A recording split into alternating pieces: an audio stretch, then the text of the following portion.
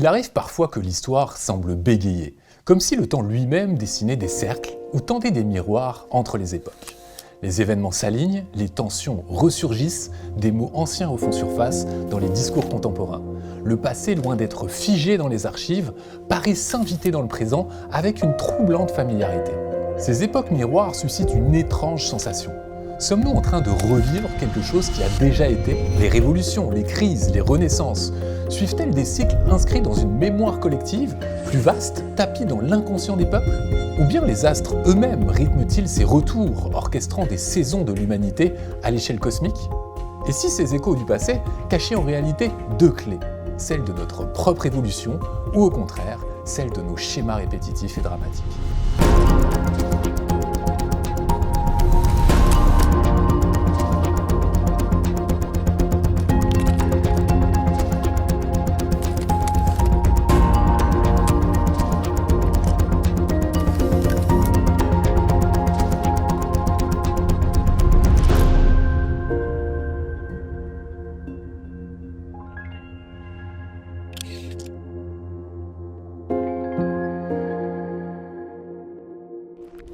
À travers les âges, certains penseurs ont observé que les civilisations, loin d'évoluer en ligne droite, semblaient plutôt respirer à leur propre rythme, alternant phases d'expansion et de repli, d'apogée et de chute. L'historien philosophe Oswald Spengler, dès 1918, propose une vision audacieuse dans son livre « Le déclin de l'Occident ». Pour lui, chaque civilisation est un organisme vivant soumis à un cycle de vie. Naissance, jeunesse, maturité, puis décadence, une courbe inéluctable que nul empire, aussi puissant soit-il, ne peut échapper. Selon Spengler, l'Occident aurait déjà entamé son hiver civilisationnel. Et quelques décennies plus tard, l'historien britannique Arnold Toynbee affine cette vision cyclique en introduisant une mécanique assez subtile, celle du défi et de la réponse. Les civilisations naissent et prospèrent en relevant des défis naturels, sociaux, spirituels, mais lorsqu'elles ne savent plus y répondre, lorsqu'elles se figent dans leur certitude, elles s'effondrent de l'intérieur. Pour Toynbee, l'effondrement est moins une fatalité qu'un défaut d'imagination collective. La question, c'est que les civilisations ont tendance à, peut-être à un moment donné, entrer dans une forme d'hubris et d'orgueil fort parce qu'elles considèrent qu'elles sont fortes et que de ce fait, elles se figent dans des croyances. Et c'est comme un individu, quand on se fige dans des croyances, à un moment donné, eh bien, la vie est en mouvement, on ne s'adapte plus aux événements, on se met dans un contrôle sur les événements. Et ça, par définition, à un moment donné, ça ne peut pas fonctionner. Et donc, les rythmes recommencent, c'est-à-dire que ces civilisations-là, elles vont s'effondrer, d'autres vont réapparaître. Et en fait, c'est peut-être ce cycle-là dont on aurait intérêt à regarder les tenants et les aboutissants pour éviter que ça se reproduise, bien entendu. Sur un plan individuel, on sait qu'on se confirme ses fausses croyances. Donc, chaque fois qu'on se fige dans des certitudes et qu'on a l'impression qu'on avait la vérité quelque part et qu'on est certain que c'est comme ça que les choses se passent et qu'elles ne se passent pas autrement, inévitablement, puisque nos pensées sont créatrices, on va attirer les situations qui confirment nos croyances. Alors, sur le plan individuel, ça, on l'observe en thérapie, évidemment, de manière tout à fait habituelle. En revanche, on ne le regarde pas sur un plan collectif, alors que, bien entendu, je pense que là aussi, on pourrait peut-être faire un parallèle et envisager les choses de la même façon, c'est-à-dire quelles sont les croyances que nous pourrions avoir sur un plan collectif dans nos façons de fonctionner et de penser, qui ne sont plus adaptées peut-être à la vie et au sens de la vie et au mouvement de la vie, et ces certitudes qui, à un moment donné, finissent par attirer toutes les situations qui nous entraînent dans le même mur que précédemment, mais qu'on va de nouveau pas éviter puisqu'on ne se remet pas en question sur le fond. De ces visions historiques naît une intuition troublante, l'histoire se répéterait, non pas par hasard, mais par manque de conscience des cycles à l'œuvre. Alors ces rythmes peuvent-ils nous aider à mieux comprendre le miroir passé-présent ? Et faut-il voir dans les discours actuels un appel urgent à se réinventer ?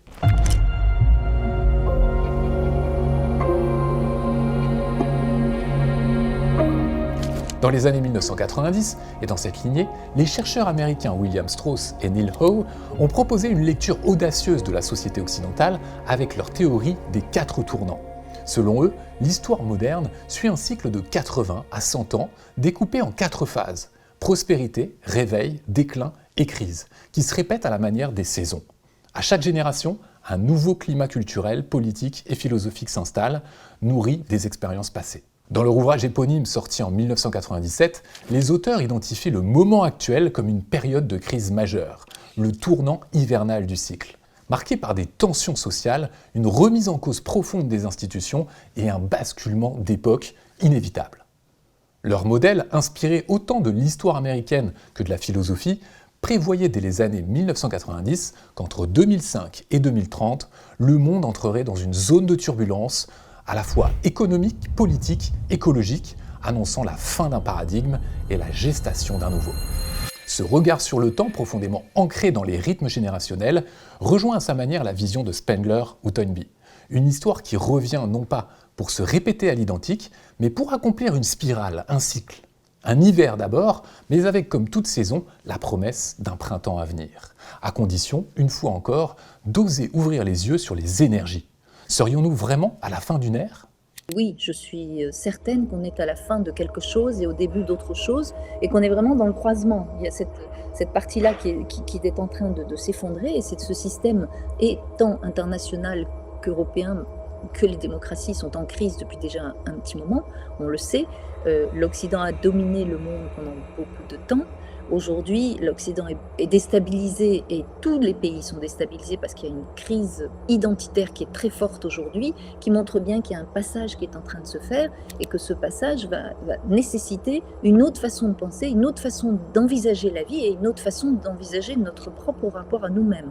Et c'est cette transition dans laquelle on est qui fait un changement pour moi de paradigme fort et qui fait que quelque part on va vers autre chose. Alors l'autre chose est à définir et on a à le définir tous ensemble. C'est pas quelque chose qui s'impose à nous, mais c'est quelque chose qu'on va créer dans notre vision, dans notre façon de penser et dans notre façon de ensemble envisager ce futur. Et c'est ça le côté important, c'est ensemble.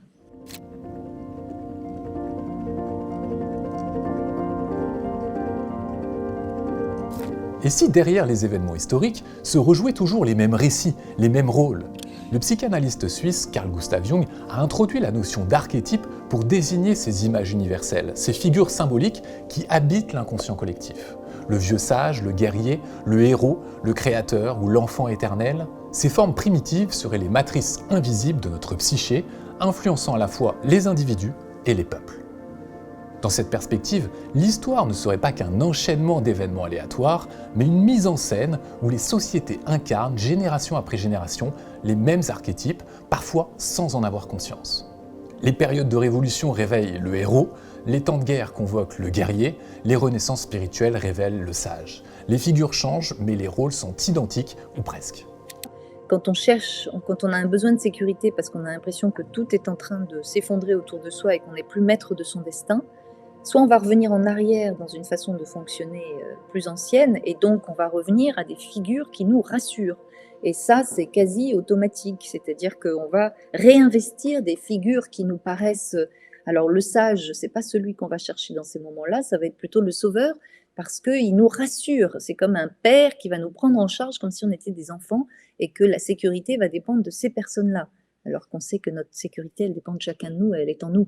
Mais voilà, dans ces moments-là, il y a une espèce d'appel et un besoin de se sentir comme des enfants protégés. Et les archétypes, on va venir les investir émotionnellement parce qu'ils représentent quelque chose qui nous rassure à ce moment-là.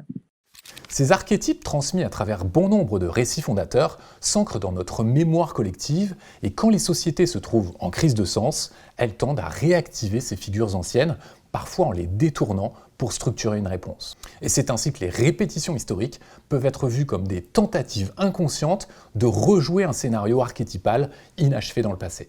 Mais comprendre ces archétypes, c'est peut-être voir l'histoire autrement, comme un théâtre de l'âme humaine où chaque époque incarne à sa manière les mêmes drames, les mêmes quêtes, les mêmes peurs. Et reconnaître ces figures, c'est déjà commencer à sortir du cycle infernal en devenant conscient du rôle que l'on joue et de tout ce qui se trame.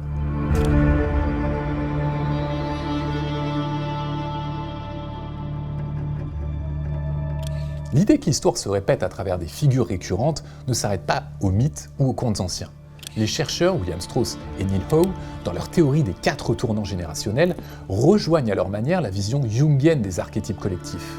Pour eux, chaque saison du temps historique Prospérité, réveil, déclin et crise voient naître une génération type porteuse d'un rôle archétypal qui influence profondément la société. Ils identifient ainsi 4 figures générationnelles. Les prophètes, visionnaires, idéalistes, nés en période de prospérité et qui remettent tout en cause à l'âge adulte. Les nomades, sceptiques, pragmatiques, élevés dans le tumulte et qui deviennent les gestionnaires désabusés de la société. Les héros, unis, structurés, appelés à résoudre les grandes crises. Et enfin, les artistes sensibles, adaptatifs, nés durant la crise et œuvrant ensuite à panser les plaies. Ces rôles générationnels sont plus que des étiquettes sociales. Ils sont l'incarnation contemporaine des archétypes universels. À travers eux, le collectif rejoue sans cesse les mêmes dynamiques, adaptant le récit au contexte du moment. L'histoire américaine illustre parfaitement ce cycle. Les prophètes de la Révolution, Thomas Jefferson ou Benjamin Franklin, ont été suivis par des nomades dans l'Amérique en expansion, comme Andrew Jackson, figure controversée du pragmatisme politique, de la conquête de l'Ouest et de la méfiance envers les élites fédérales, puis par les héros de la guerre civile, Abraham Lincoln en figure centrale, et enfin des artistes à la fin du XIXe siècle, comme les transcendantalistes et réformateurs sociaux Walt Whitman ou Jane Addams. Ce même schéma se retrouve dans les années 1930 à 1945. La Grande Dépression et la Seconde Guerre mondiale ont vu l'émergence de la génération héros, avec des figures comme Kennedy ou Martin Luther King. Ils furent suivis par les baby-boomers prophètes, comme Steve Jobs, par la génération X, plutôt nomade, comme Jeff Bezos ou Elon Musk, qui incarnent méfiance et défiance, le premier en réinventant le commerce mondial par la logistique, le second en bousculant les secteurs les plus rigides, comme l'automobile, le spatial ou la finance, avec une stratégie de rupture radicale, mais sans ancrage idéologique. Car ce que Strauss et Howe entendent par nomade, dans leur typologie, ce n'est pas un nomade au sens de bohème, mais un archétype générationnel qui ne cherche pas à guider l'humanité par une forme d'idéal, mais bien à tirer son épingle du jeu à sa façon dans un monde instable. Aujourd'hui, selon cette grille de lecture, nous entrons dans le cœur du 4e tournant. Le monde semble rejouer un scénario archétypal de crise où le collectif est appelé à réinventer son récit, sous l'impulsion de générations porteuses de rôles très précis. Le miroir du passé se tend, la question est donc de savoir si nous sommes conscients de la partition que nous interprétons ou si nous ne faisons que la répéter.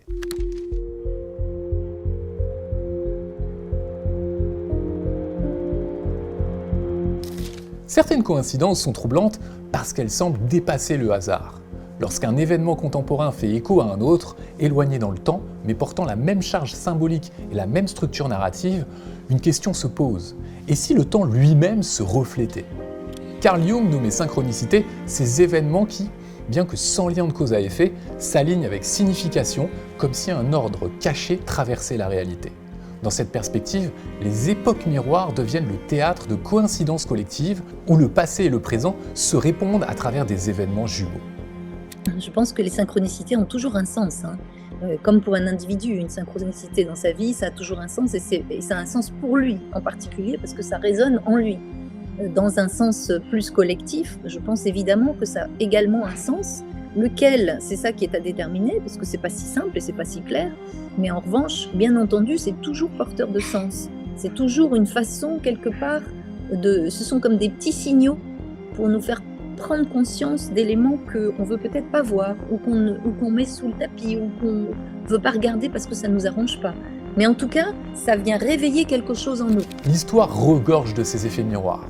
La prise de la Bastille en 1789 a son écho dans la chute du mur de Berlin en 1989. 2 révolutions populaires, 2 symboles de libération, avec exactement 2 siècles d'écart. Autre exemple frappant, les assassinats d'Abraham Lincoln et de John Kennedy. Les similitudes dans les circonstances et les événements qui entourent leur mort sont si nombreuses qu'elles ont nourri des décennies de réflexion sur le sens caché de ces coïncidences. Même la pandémie du Covid-19, survenue en 2020, a réveillé les mémoires collectives de la grippe espagnole de 1918. 2 crises sanitaires mondiales à 1 siècle d'intervalle, suivies de profonds bouleversements sociaux et économiques. Et la liste est longue. On pense aussi à la révolution industrielle du 19e siècle et à la révolution numérique du 21e, 2 basculements technologiques majeurs, chacun transformant en profondeur le travail, les liens sociaux, les structures économiques. Dans les 2 cas surgissent les mêmes peurs, perte de sens, déshumanisation, fracture sociale, mais aussi les mêmes élans d'espoir autour d'un monde nouveau à réinventer. Comme si l'histoire rejouait, sous d'autres formes, ces grandes mutations. Au-delà des faits, Ces synchronicités historiques interrogent notre rapport au temps. Est-il linéaire ou plutôt cyclique, aléatoire ou porteur de réels messages ? Ces synchronicités nourrissent en tout cas l'idée que l'histoire n'est pas qu'un enchaînement d'événements, mais un langage où le sens se cache dans les résonances, les reflets et les mises en miroir qui surgissent à des dates fatidiques.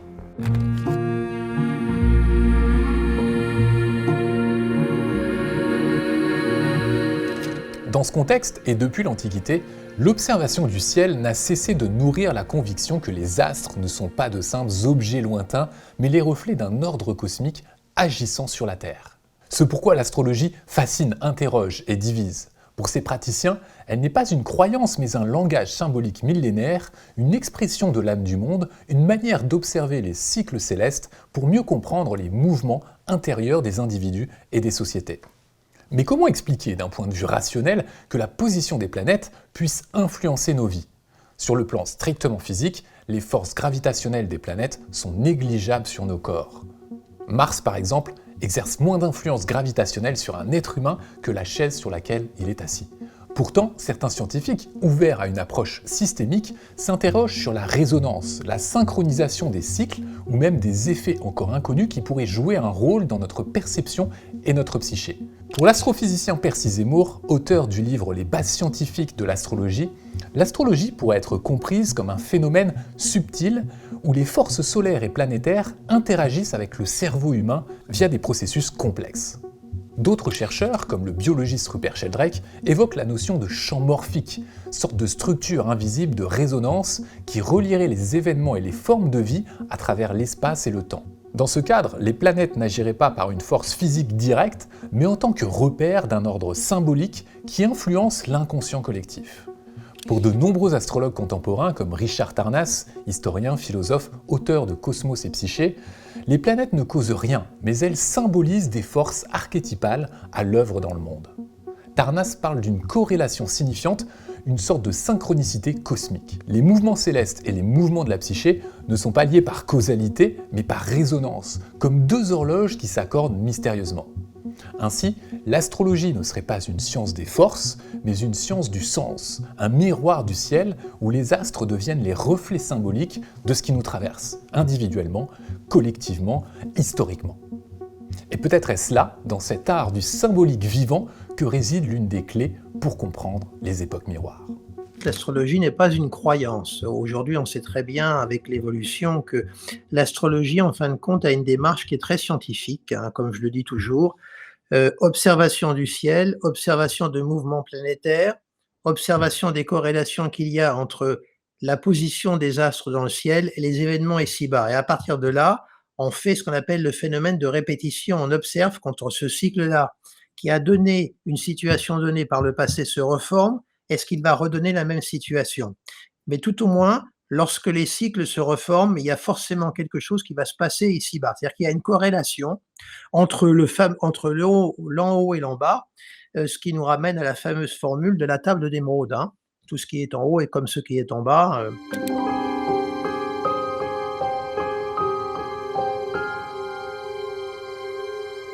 Pour les astrologues, les grands cycles planétaires, et notamment ceux des planètes lentes comme Saturne, Pluton, Uranus ou Neptune, incarnent les rythmes profonds de l'histoire.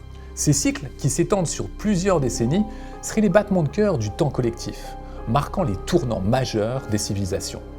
Chaque rencontre planétaire, appelée conjonction, est perçue comme le début d'un nouveau cycle historique, un moment d'ensemencement où des forces archétypales se mettent en mouvement. Par exemple, le cycle Saturne-Pluton, environ 33 à 38 ans, est associé aux crises de pouvoir, aux effondrements, aux renaissances structurelles. Alors, Saturne-Pluton, c'est plutôt un cycle plutôt sombre. Saturne, c'est le dieu du temps, Pluton, c'est la planète des épreuves, la planète des grandes transformations. La dernière conjonction a eu lieu en 2020, au moment de la pandémie mondiale.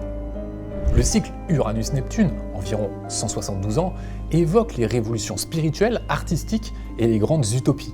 La dernière conjonction, 1993, a coïncidé avec l'émergence de l'Internet mondial, redéfinissant notre rapport à l'information, au rêve collectif et à l'imaginaire. Le cycle Jupiter-Saturne, environ 20 ans, marque quant à lui des tournants politiques et sociaux, et leur conjonction de 2020 a ouvert une ère dite d'air, annonçant des mutations rapides, technologiques et une nouvelle façon de vivre ensemble. Actuellement, là, nous sommes en train de vivre le renouveau du cycle Saturne-Neptune. Et le renouveau réel du cycle sera le 20 février 2026. Mais il commence déjà, il y a une amorce qui commence à se mettre en place dès le mois de juin de cette année. Or, le cycle Saturne-Neptune est un cycle très important parce que c'est un cycle qui se reproduit tous les 34-35 ans. Cette conjonction-là met deux planètes qui sont diamétralement opposées. Alors, je ne vais pas trop rentrer dans un développement symbolique, mais tout au moins, on voit le rationnel qui rencontre l'irrationnel. Saturne le rationnel, Neptune l'irrationnel. Saturne le scientifique, Neptune le mystique. Voilà, ces planètes se rencontrent. Au début du Bélier, le Bélier c'est le signe qui ouvre le zodiaque. Donc on voit uniquement à partir de ça, on peut tout au moins tirer ce constat qu'on est en train d'aller vers la naissance d'une nouvelle humanité. C'est clair, puisque Neptune symbolise le collectif, tout ce qui nous rassemble, tout ce qui nous unit. Et il est dans le signe du Bélier qui est le signe qui ouvre le zodiaque. Ces cycles célestes ne dictent pas les événements, mais offrent des climats symboliques, des potentiels d'action collective où certaines forces archétypales, de changement, de destruction, de renaissance, d'illumination, sont plus présentes. Ce sont des horloges du monde invisible rythmant le théâtre terrestre et nous invitant à comprendre l'histoire non plus comme une suite de faits isolés, mais comme une grande respiration de l'univers. Dans cette vision, les synchronicités historiques précédemment évoquées trouvent un écho puissant.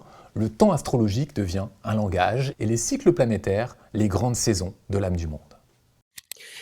Par rapport au phénomène de répétition, on peut penser effectivement qu'avec les cycles planétaires qui se répètent, les cycles vont ramener les mêmes événements. Bon, moi je ne crois pas, parce que l'humanité a évolué, c'est ça, c'est que l'homme, ici-bas, qui est pour l'instant au cœur de tout, hein, on n'est peut-être pas les seuls habitants dans cet univers, bien sûr pas, mais tout au moins nous autres bipèdes, il y a l'évolution. On ne ressemble pas à l'homme du XVIIe siècle, parce qu'on n'a pas la même vie, et puis le champ du savoir a éclaté. Aujourd'hui, un pic de la Mirandole, c'est impossible, parce que les champs du savoir, de la connaissance, ils ont explosé. Donc l'homme a évolué. Donc on n'est plus dans les mêmes dispositions mentales, on n'est plus dans la même vie, le même rapport socioculturel. C'est pour ça que je ne crois pas qu'à une configuration donnée qui se répète, on va vivre les mêmes événements. Hein. Par exemple, quand Pluton est rentré dans le signe du Verseau, parce que Pluton est rentré maintenant dans le signe du Verseau, il va y rester pendant de très très nombreuses années, ça avait correspondu évidemment avec la Révolution française. Bon, mais c'est pas parce que lorsque Pluton la dernière fois est rentré en Verseau, il y a eu la Révolution française, qu'il va y avoir une Révolution française encore à nouveau. Par contre, on est à une fin de cycle et on sent qu'on est dans une dynamique révolutionnaire. Mais la révolution, elle va avoir un autre visage.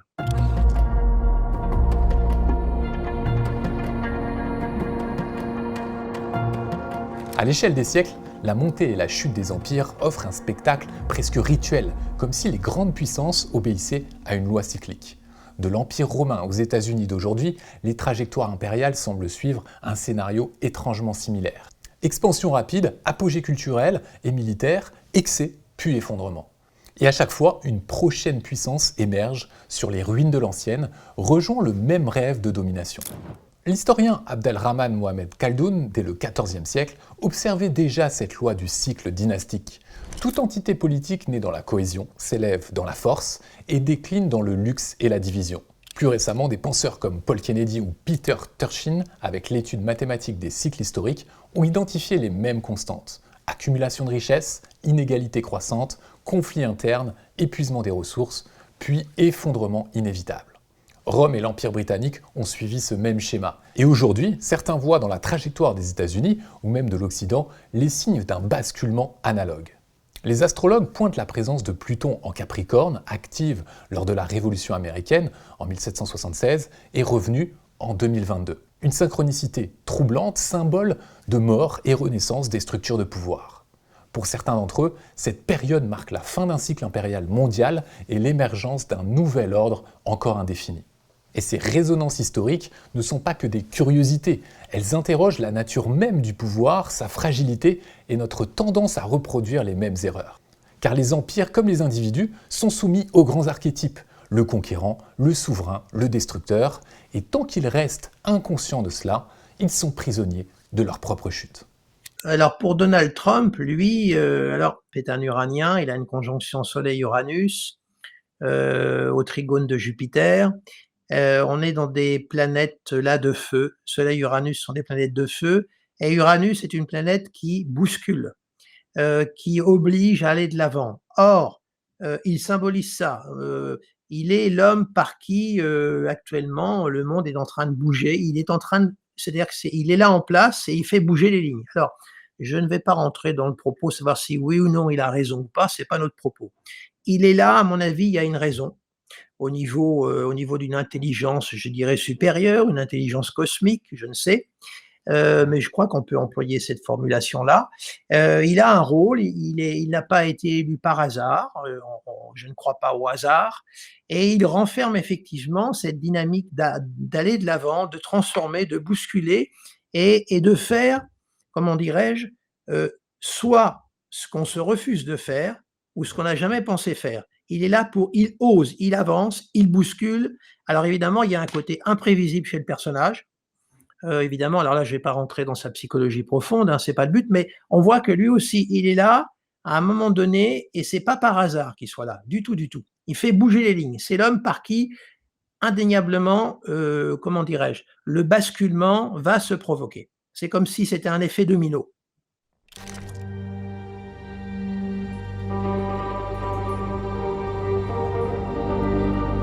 Bien avant Rome et Babylone, une civilisation s'élève, fonde un ordre inédit et sombre brutalement.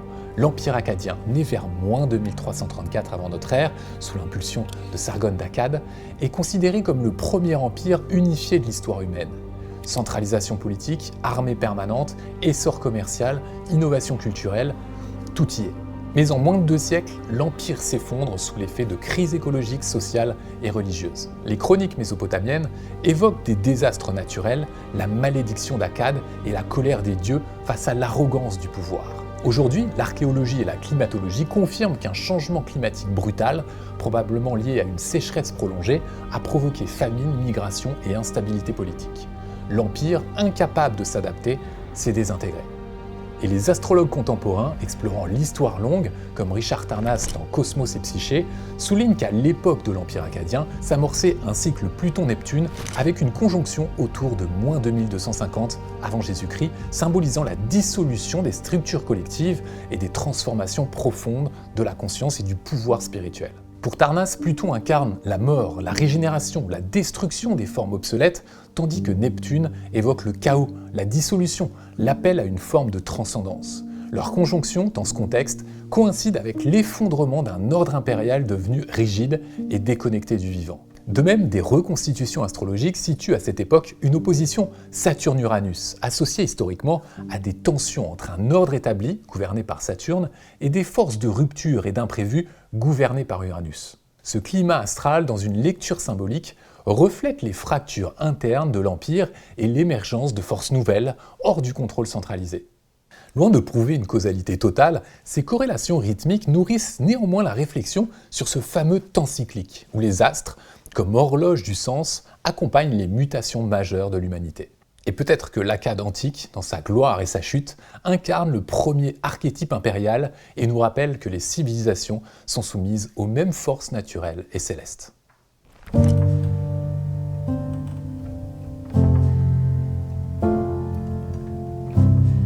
Mais une question demeure, et si derrière certains faits historiques qui se répètent se cachait une autre forme de retour, non plus celui des événements, mais celui des âmes elles-mêmes?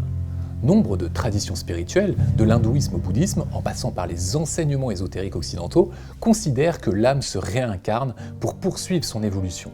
Et dans cette perspective, l'histoire serait aussi une valse ou une scène pour les âmes venues rejouer des situations parfois similaires afin de les dépasser, de les réparer ou en révéler un certain sens caché. Certains courants affirment que des figures historiques majeures, des leaders, des artistes, des penseurs, pourraient être ces mêmes âmes qui, à travers des siècles, reviennent porter un message, accomplir une mission ou clore un cycle non résolu. Des résonances étonnantes émergent alors. Profils comparables, combats comparables, drames comparables à des époques différentes. Ces faits miroirs, interprétés à la lumière de la réincarnation, prennent une autre dimension. Le passé ne se répète pas seulement à l'extérieur, mais à l'intérieur des êtres. L'anthroposophe Rudolf Steiner affirmait que certaines âmes s'incarnent à des moments clés de l'histoire, formant une fraternité spirituelle qui œuvre dans la durée pour l'élévation de la conscience humaine. Il évoquait la possibilité que certains destins soient liés à des archétypes et que ces âmes soient attirées par les mêmes circonstances historiques, comme pour transmuter un karma collectif. Des cas troublants nourrissent cette idée. Par exemple, des chercheurs en réincarnation comme Ian Stevenson ou Jim Tucker ont documenté des centaines de récits où les souvenirs d'une vie passée recoupent des faits historiques précis, vérifiables, parfois liés à des événements collectifs majeurs. Et certaines personnalités contemporaines évoquent des ressentis profonds de déjà-vu historiques, comme si leurs âmes avaient connu cette époque, ce lieu, ce rôle auparavant. Et si les époques miroirs n'étaient pas de simples coïncidences? Et si, au-delà des répétitions historiques, ces époques étaient marquées par des rendez-vous de certaines âmes avec elles-mêmes? Le passé ne semble pas qu'un souvenir, mais une mémoire vivante. Alors, depuis toute petite, je me connecte aux âmes et c'est vrai que quand je suis connectée aux réincarnations, j'ai souvent des images qui apparaissent, des flashs très forts avec parfois même des moments de vie comme si j'étais dans un film.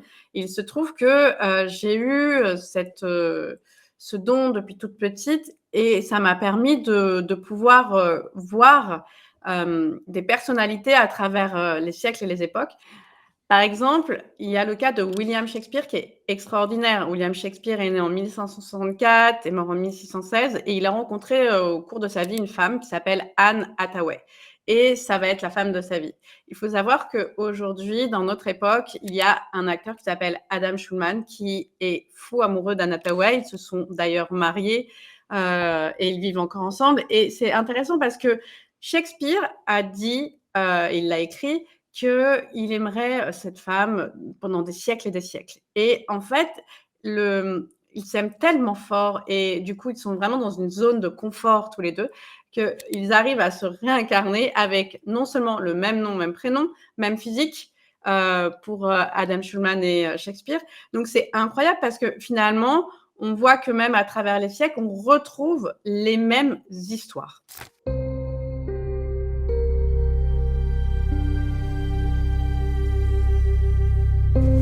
Dans le grand théâtre de l'histoire, certaines figures surgissent avec une énergie ancienne, presque trop familière. Depuis son arrivée fulgurante au pouvoir, Emmanuel Macron n'a cessé de provoquer des échos napoléoniens. Même jeunesse, même volonté de s'extraire des partis, même culte de la réforme centrale, même position solitaire face à un peuple fracturé.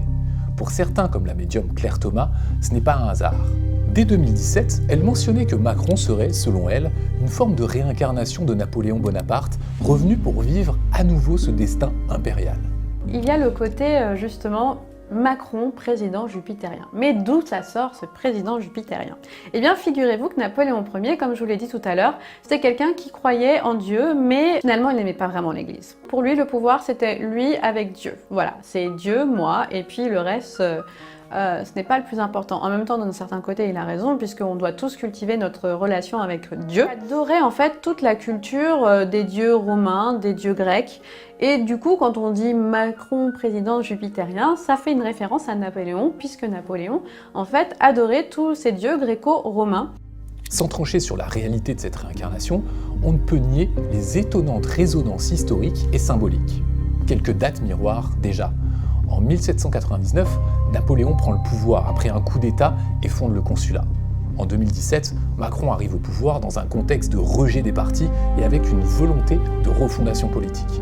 Le 18 février 1806, après la victoire d'Austerlitz, Napoléon ordonne la construction de l'Arc de Triomphe pour glorifier les armées françaises. C'est un monument de pouvoir, de domination, d'unité nationale par le haut. En 2018, les Gilets jaunes assiègent l'Arc de Triomphe en pleine révolte contre Emmanuel Macron, la centralisation du pouvoir et l'injustice sociale. Napoléon lui-même est le produit des révolutions et des soulèvements. Il a rétabli l'ordre, souvent par la force, tout en concentrant le pouvoir à l'extrême. Les Gilets jaunes, en cela, peuvent apparaître comme une réactivation de la mémoire du peuple en lutte contre un pouvoir jugé trop éloigné, trop centralisé, comme celui que représentait Napoléon au sommet de son règne. En 1812, Napoléon lance aussi la guerre contre la Russie, avec la volonté d'unifier l'Europe sous la bannière impériale. En 2025, Macron prend une place certaine dans le conflit Ukraine-Russie, tentant de maintenir la cohésion européenne au prix d'un engagement qui rappelle la volonté napoléonienne de dominer l'échiquier européen. Et au cœur de cette pièce historique, d'autres figures ressurgissent. Le tribun Jean-Luc Mélenchon, pour certains observateurs, incarne une forme de Robespierre contemporain, défenseur des opprimés, orateur impétueux, figure de rupture révolutionnaire contre le pouvoir central. Même verve, même posture de défenseur du peuple face aux élites, même tentation de réinventer la République par la révolte. Là encore, une mémoire politique active semble traverser les corps et les discours. Alors, est-ce que ces faits miroirs peuvent s'expliquer ? L'astrologie mondiale évoque à ce titre la présence de Pluton en Capricorne, favorisé entre 2020 et 2023 comme à la naissance de la République napoléonienne. Est-ce une explication aux tensions qui entourent la concentration du pouvoir ? Qu'il s'agisse de réincarnation ou de mémoire active, l'histoire semble rejouer ses partitions, non à l'identique, mais en résonance. Des pulsions traversent notre époque comme un besoin de dénouer certains récits. Comme si les âmes, les peuples et les astres eux-mêmes conspiraient pour terminer un cycle inachevé.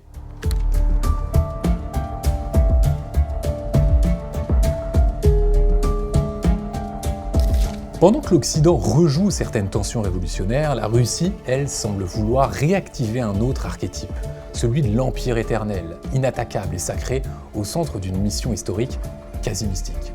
À travers la guerre en Ukraine, Vladimir Poutine n'ambitionne pas seulement une victoire géopolitique, il cherche à restaurer la Grande Russie, afin d'imprimer son nom aux côtés des tsars et des grands conquérants.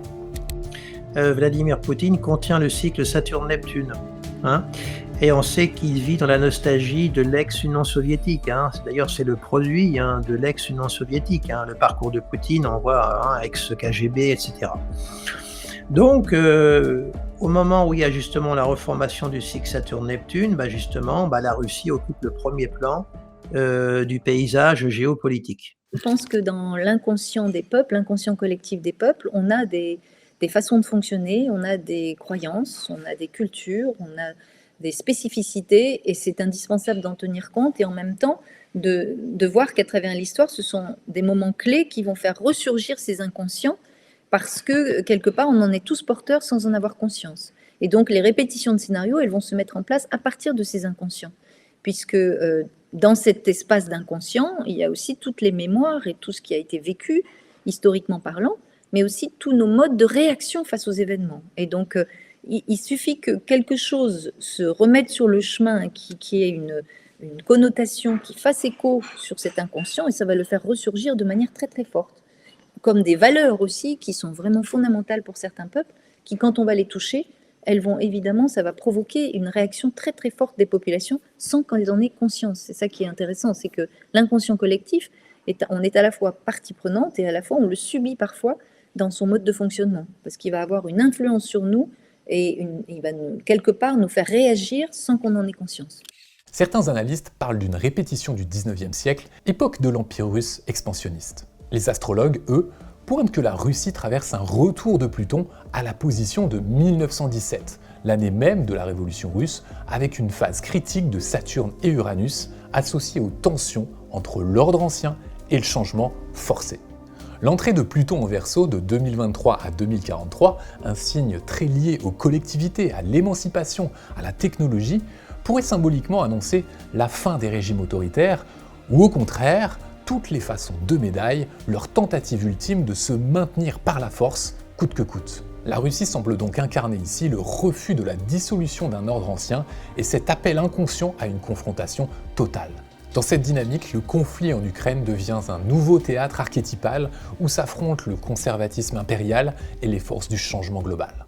L'enjeu dépasse alors les frontières, mais une question reste en suspens. Sommes-nous en train de répéter les drames du passé ou traversons-nous une crise qui pourrait enfin transmuter cet esprit de domination ? La Russie, par son poids historique, semble se trouver au cœur du miroir, comme d'autres empires.